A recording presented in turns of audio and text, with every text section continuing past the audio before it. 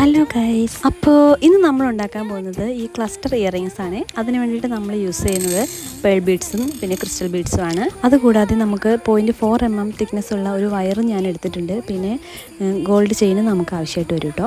ആദ്യം തന്നെ നമ്മൾ ആ വയറിൻ്റെ എൻഡ് ഭാഗം ചുറ്റി എടുത്തിട്ട് അതിലേക്ക് പേൾ ബീഡ്സ് കോർക്കുകയാണ്.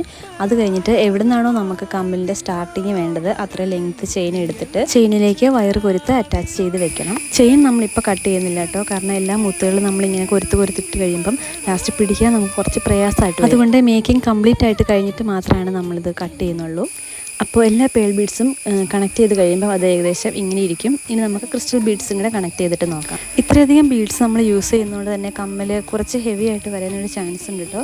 പിന്നെ സെറ്റ് സാരിയുടെ കൂടെയൊക്കെ യൂസ് ചെയ്യുകയാണെങ്കിൽ നല്ല ഭംഗിയായിരിക്കും. ഇനി ഇതിൻ്റെ എൻഡിലായിട്ട് നമുക്ക് ഒരു ടിയർ ഡ്രോപ്പ് ബീഡും കൂടെ ആഡ് ചെയ്യാം. അപ്പോൾ ഇതാണ് ഫൈനൽ ലുക്ക്. ഇഷ്ടമായാലും ഇല്ലെങ്കിലും കമൻറ്റ് ചെയ്യണേ. പിന്നെ സബ്സ്ക്രൈബ് ചെയ്യാൻ മറക്കരുതേ. അപ്പോൾ ബൈ ഫോർ നൗ.